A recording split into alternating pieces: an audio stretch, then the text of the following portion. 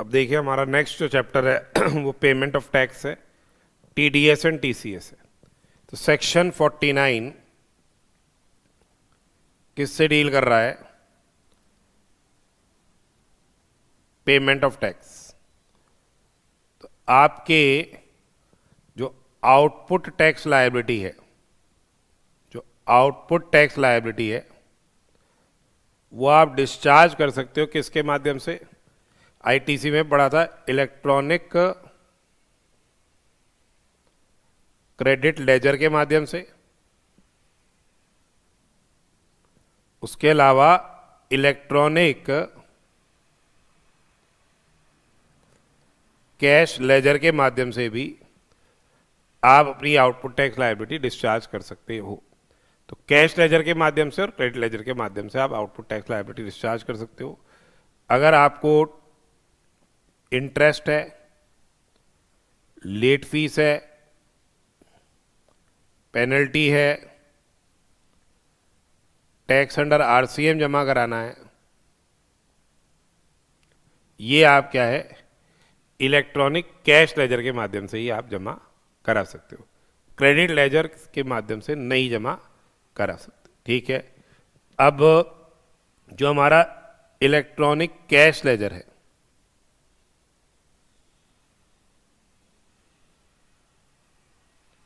यहां पे major head है। क्या मेजर हेड हो गए आपके?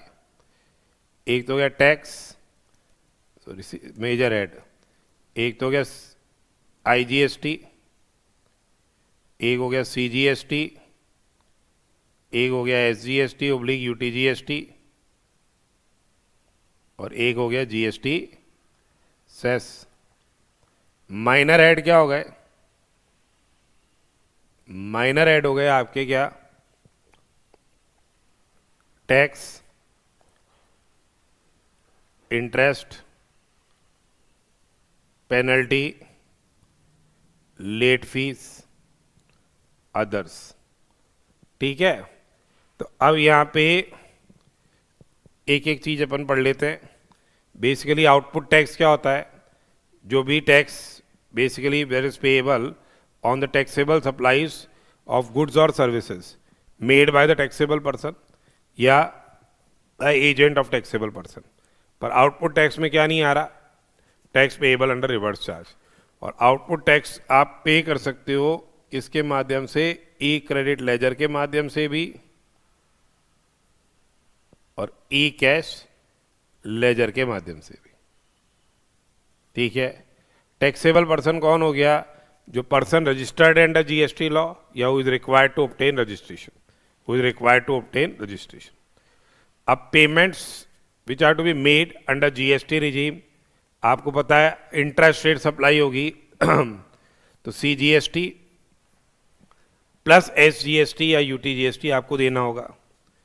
इंटरस्टेट सप्लाई होगी तो आपको क्या देना पड़ेगा? आईजीएसटी देना पड़ेगा। इंटरस्टेट सप्लाई में आईजीएसटी देना पड़ेगा। उसके अलावा interest, penalty, fees and any other amount shall also required to be paid. ठीक है। इंटरेस्ट हो गया, पेनल्टी हो गई, फीस हो गई and any other amounts they are also to be paid. क्या की पेमेंट्स हैं, की फीचर्स है ऑफ पेमेंट प्रोसेस? एक तो हो गया आपका electronically generated challan from GSTN common portal in all modes of payment and no use of से मैनुअली प्रिपेयर्ड चालान। तो एक तो हो गया आपके electronically generated challan. Facilitation of tax payers by providing से hassle free any time payment, किसी भी समय 24 घंटे कभी भी आप पेमेंट कर सकते हो। ऑनलाइन पेमेंट अलाउड है। अब जैसे ही आप पेमेंट कर रहे हो इमीडिएटली पेमेंट भी उनको मिल रहा है। तो logical tax collection data in electronic format, faster remittance of tax revenue to government account.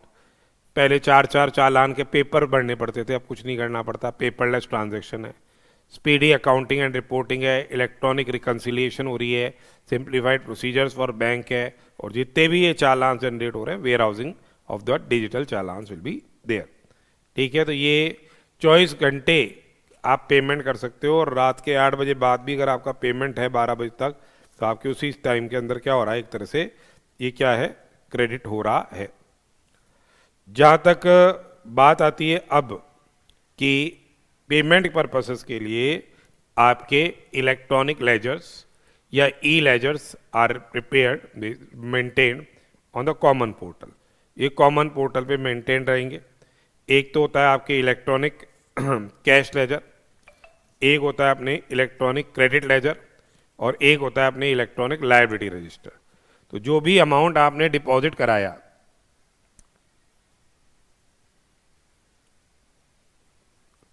जो आपने अमाउंट डिपॉजिट कराया, वो आपके क्रेडिट हो जाएगा किसमें, इलेक्ट्रॉनिक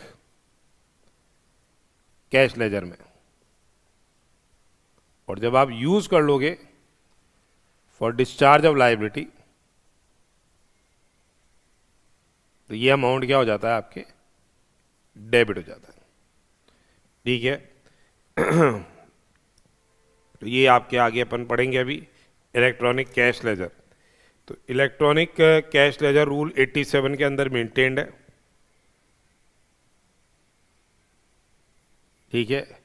86 में इलेक्ट्रॉनिक क्रेडिट लेजर है, जो भी इनपुट टैक्स क्रेडिट आपने वैलिडली अवेल किया है जीएसटी या 2B के हिसाब से, ये क्रेडिट हो जाता है किसमें, आपके इलेक्ट्रॉनिक क्रेडिट लेजर के अंदर। और उसको यूटिलाइज करते हो आप किसके लिए, for payment of output tax liability. और एक होता है अपने पास क्या, इलेक्ट्रॉनिक लायबिलिटी रजिस्टर।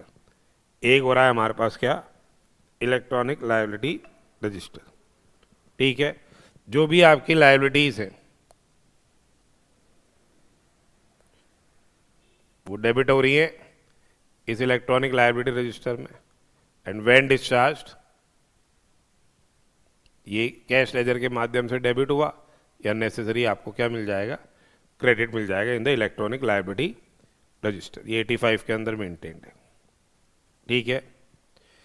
तो देखिए, हम electronic cash ledger basically is an account, electronic cash ledger is an account where records of deposits और receipts and its utilization towards the liabilities are maintained. तो यहाँ भी आपने जमा कराया पैसा, तो ये क्रेडिट हो जाएगा आपके इलेक्ट्रॉनिक कैश लेजर के अंदर।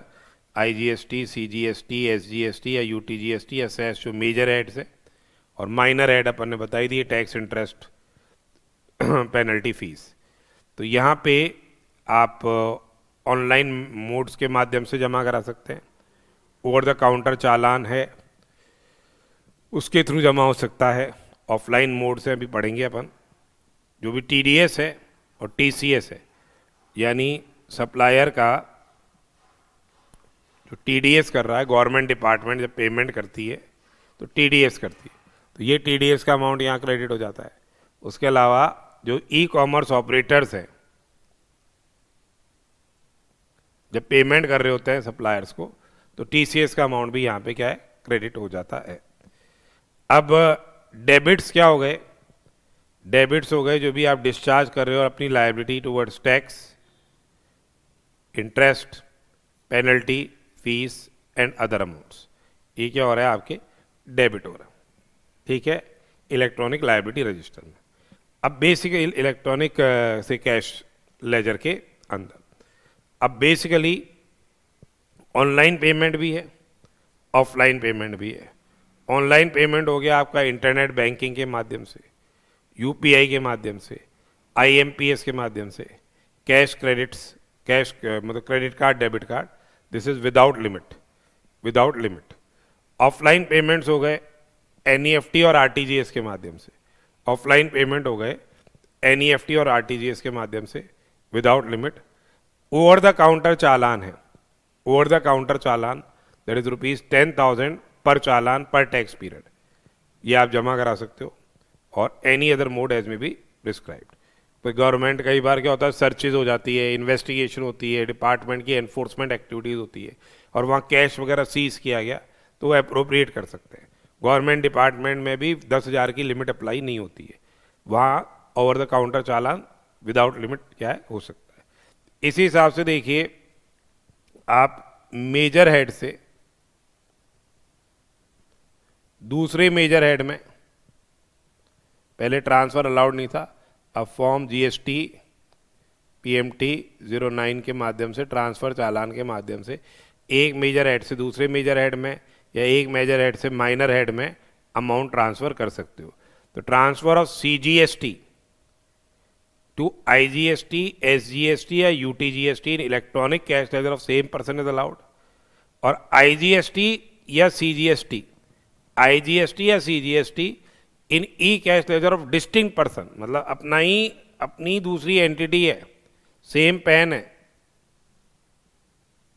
ये बेसिस पे उसने जीएसटीआईएन ले रखा है, सपोज करो यूपी में, अपना जीएसटीआईएन है क्या राजस्थान में, तो ये भी ट्रांसफर हो सकता है।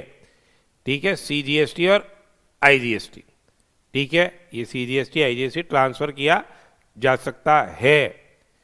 और इसके लिए बेसिकली आपको ट्रांसफर चालान बनाना पड़ेगा। और यहाँ ये ट्रांसफरर है तो इसकी यहाँ कोई लायबिलिटी जो है मस्ट नॉट बी आउटस्टैंडिंग। ठीक है, ये ध्यान में रखना है। जो भी अमाउंट ट्रांसफर करेंगे, जैसे आईजीएसटी से सीजीएसटी एड में हुआ तो सीजीएसटी में डीम टू बी डिपॉजिट माना जाएगा, सीजीएसटी से एसजीएसटी में ट्रांसफर हुआ तो एसजीएसटी में डीम टू बी डिपॉजिट है। तो यहाँ पे देखिए जो mode of deposit in electronic cash ledger है ये अपन ऑलरेडी पढ़ चुके हैं। इंटरनेट बैंकिंग हो गया, यूपीआई हो गई, आईएमपीएस हो गया, ये क्रेडिट कार्ड डेबिट कार्ड हो गया, ये है विदाउट लिमिट। ठीक है, एनईएफटी और आरटीजीएस के ट्रांजैक्शंस भी ऑफलाइन मोड से विदाउट लिमिट है।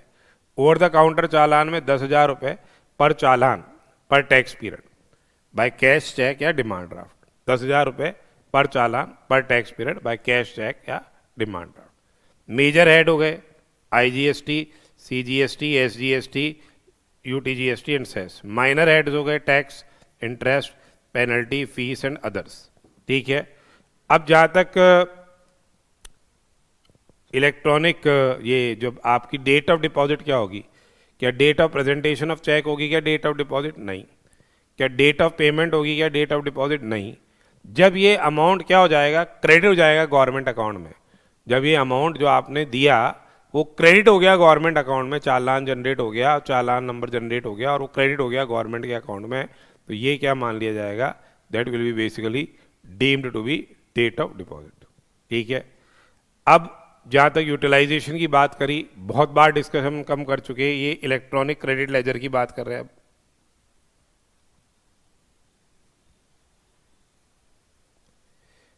आईजीएसटी का क्रेडिट सबसे पहले किसके लिए काम में आएगा, आईजीएसटी को डिस्चार्ज करने के लिए काम में आएगा।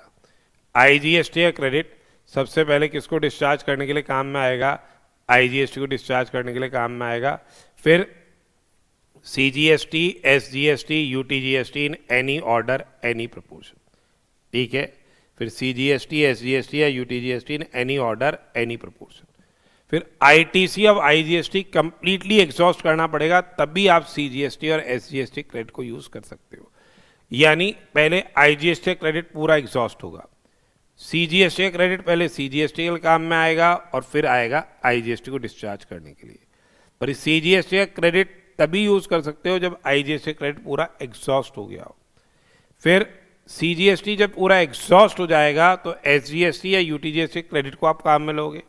एसजीएसटी या यूटीजीएसटी क्रेडिट पहले एसजीएसटी और यूटीजीएसटी के लिए काम में आएगा, पहले एसजीएसटी और यूटीजीएसटी के लिए काम में आएगा और फिर किसके लिए काम में आएगा, आईजीएसटी के लिए काम में आएगा। ये अपन बता ही चुके हैं। सीजीएसटी का credit can not be use for SGST या यूटीजीएसटी।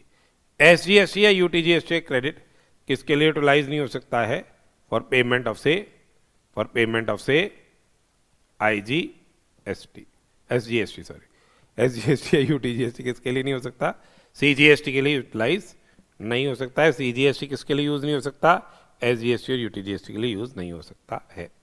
ठीक है, ये पढ़ चुके अपन।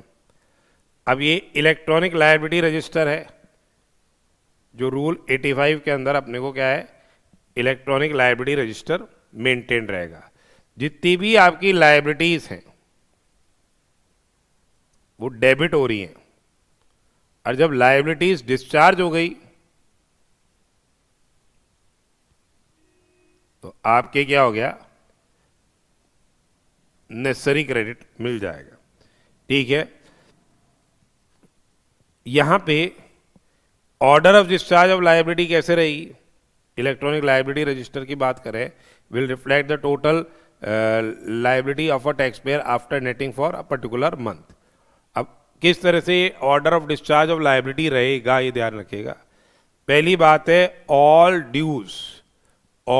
Dues related to the previous tax periods, all dues related to what the previous tax periods पहले डिस्चार्ज होगा। फिर all dues related to the current tax period, फिर all dues relating to the current tax period, और फिर all dues including demands determined under section 73 and 74। ये रहेगी order of discharge of liability.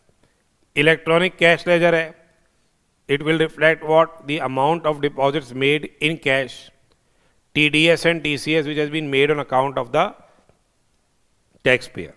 ठीक है, ये जो भी अपन ने डिपॉजिट कराया, we get necessary credit in that electronic cash ledger, and this ledger can be use for making any payment towards tax, interest, penalty, fees and other amounts on account of GST।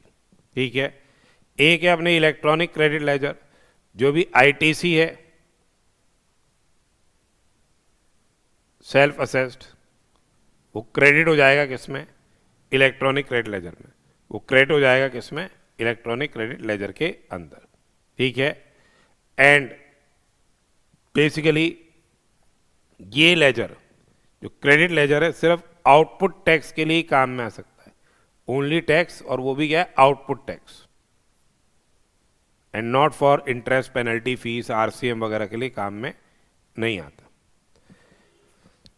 Manner of making payment through debit in electronic credit ledger, through debit in electronic credit ledger of the taxpayer only for taxes paid, और cash ledger में तो आप debit कर सकते हो किसी के लिए भी, टैक्स के लिए, इंटरेस्ट के लिए, जब भी आपका ये पेमेंट करोगे, टैक्स हो, इंटरेस्ट हो, पेनल्टी हो, फीस हो, सबके लिए।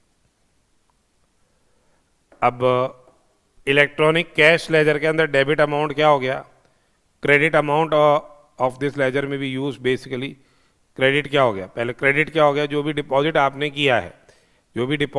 किया है, towards tax, interest, penalty, fees या अदर सम्स, ये किसके माध्यम से हो सकता है, नेट बैंकिंग के माध्यम से, RTGS के माध्यम से, फंड ट्रांसफर के माध्यम से, IMPS के माध्यम से, UPI के माध्यम से, और TDS और TCS जो क्लेम किया गया है, इसका यूटिलाइजेशन किसके लिए हो रहा है, for payment of tax, interest, fees.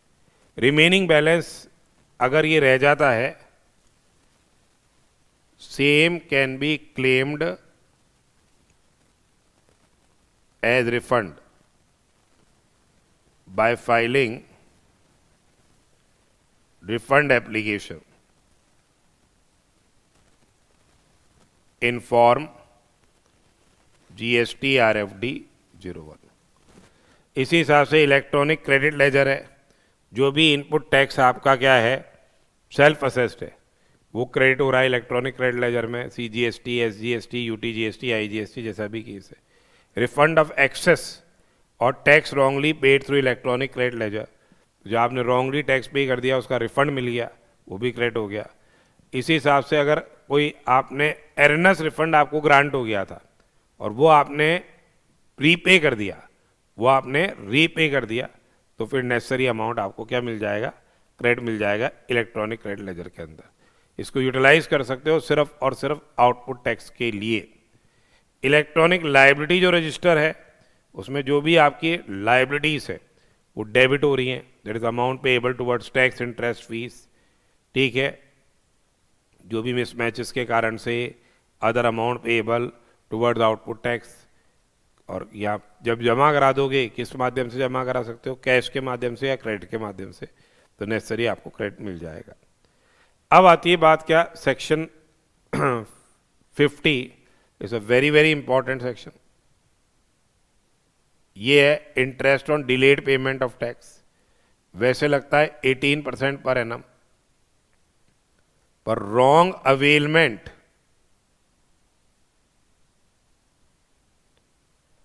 And utilisation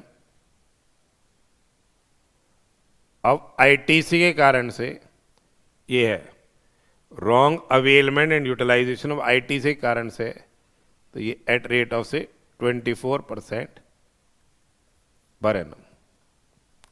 ठीक है,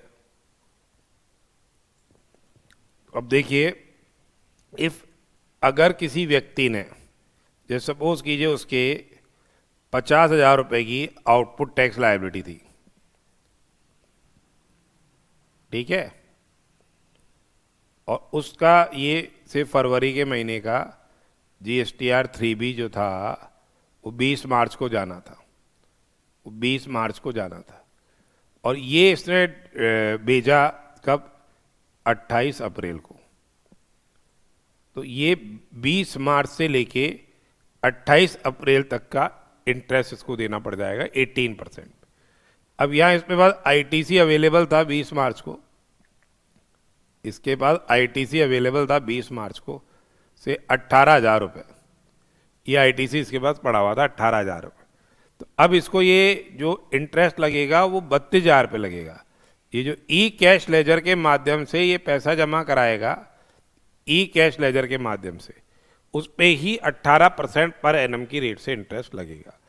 ठीक है, अगर इसने GSTR 3B अपना 20 मार्च को भेज दिया होता और बाद में मालूम चलता कि भाई 40,000 रुपये और ड्यू हैं, 40,000 और ड्यू हैं, तो अब भले से इसमें भाई बैलेंस पड़ा हुआ हो, इसके पास कैश लेजर में मतलब क्रेडिट लेजर में 18,000 का बैलेंस पड़ा हुआ हो, तो भी इसको पूरे ग्रॉस अमाउंट की लायबिलिटी पे ये इंटरेस्ट देना होगा।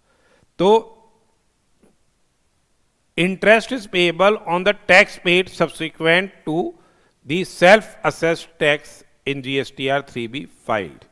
ठीक है, अगर आपने पहले अपना self assess GSTR 3B file कर दिया है और बाद में मालूम चल रहा है कि और अमाउंट पेएबल है, तो यहाँ पे जो इंटरेस्ट लगेगा, चाहे पे कैश लेजर के माध्यम से पे करो, चाहे क्रेडिट लेजर के माध्यम से पे करो, टोटल अमाउंट पे इंटरेस्ट आपको लगेगा at rate of 18% per annum.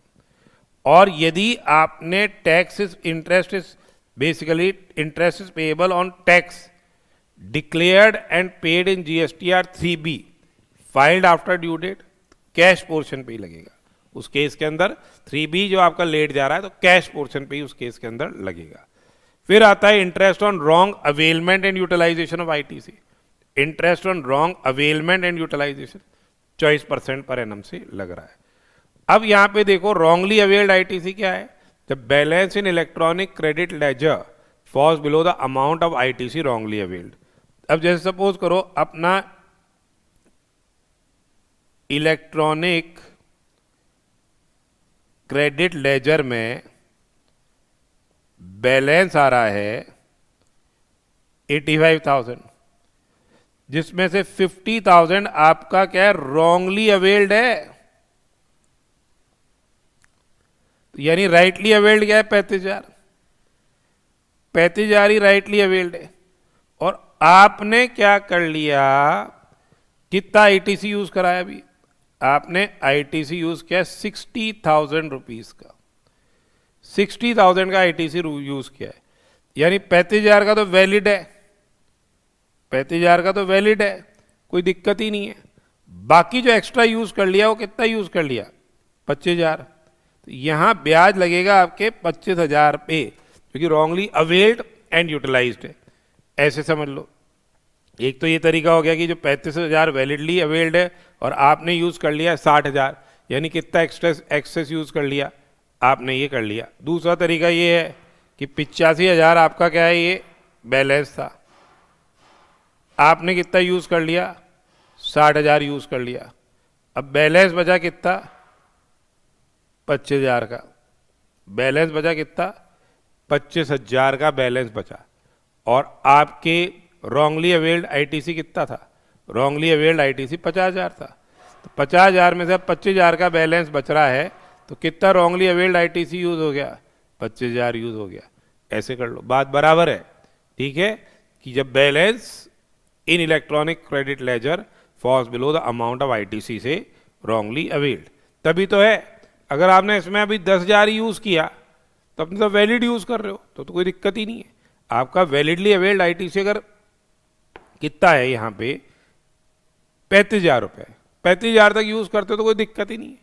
Validly availed ITC use किया आपने, तो रॉन्गली अवेल्ड आईटीसी कितना है? 50,000।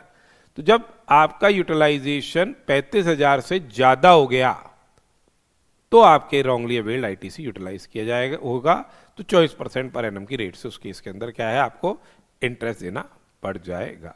कब से कब तक? जब तक आपने रॉन्गली अवेल्ड आईटीसी, जब से आपका ये जीएसटीआर 3 भी गया या ड्यू डेट हो गई वो, और till the date when necessary when paid, ये अमाउंट आपने वापस से क्रेडिट लेजर में क्रेडिट नहीं कर दिया, या जब तक आप उसका भुगतान नहीं कर देते हो तब तक का ब्याज आपको देना पड़ेगा। तो ये अभी अपन ने क्या है, पेमेंट के बारे में बात करी। इसी हिसाब से ये ट्रांसफर ऑफ आईटीसी की बात करें, देखो यदि सीजीएसटी का credit is used for payment of IGST, तो सेंट्रल टैक्स अकाउंट में से ये अमाउंट क्या हो जाएगा? रिड्यूस हो जाएगा। सेंट्रल टैक्स अमाउंट अकाउंट में से ये अमाउंट क्या है? रिड्यूस हो जाएगा and transfer to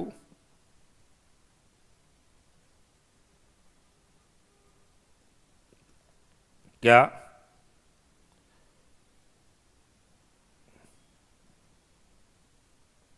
IGST account.